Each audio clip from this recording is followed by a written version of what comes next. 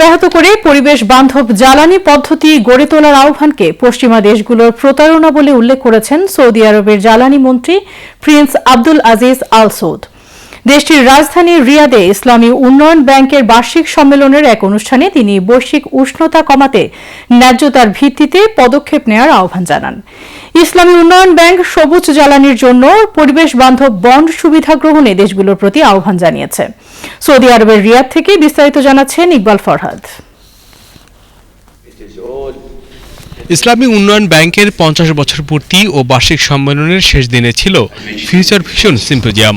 এতে অংশ নিয়ে সৌদি আরবের জ্বালানি মন্ত্রী বলেন, বিশ্বের তাপমাত্রা বাড়ানোর জন্য সবচেয়ে বেশি দায়ী যারা, তারা এখন অন্যদের পদক্ষেপ নেয়ার সুপারিশ করছে। তিনি উন্নয়ন প্রক্রিয়া অব্যাহত রেখে বাস্তব ভিত্তিক পদক্ষেপ নেয়ার আহ্বান জানান। একই সঙ্গে জলবায়ু পরিবর্তনের সঙ্গে খাপ খাইয়ে নিতে আরও অর্থায়নের উপর গুরুত্ব দেন তিনি।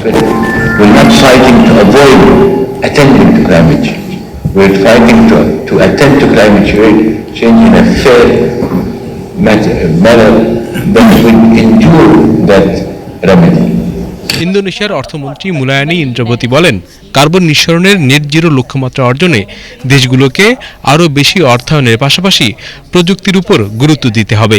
একই সঙ্গে প্রযুক্তির যথাযথ মান নিশ্চিতের আহ্বান জানান তিনি, যাতে তার নতুন সমস্যার তৈরি না করে। Discussion about transition which is need to be transition in a way transform it. So we discuss more on a pragmatic way in order for us to be able to say that fossil fuel will be still used. ইসলামী উন্নয়ন ব্যাংকের chairman Mohammad আল জাসের বলেন, পরিবেশ বান্ধব জ্বালানির নিশ্চয়তায় দেশগুলো green সুকুক নামের বন্ডের সুবিধা কাজে লাগাতে পারে। That will shape the global development landscape. Our discussions will focus on 3 critical areas: energy, finance, and the evolving role of multilateral development banks.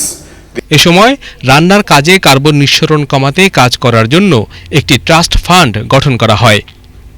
Saudi আরবের রিয়াদ থেকে ইকবাল ফরহাদ, বাংলাদেশ টেলিভিশন।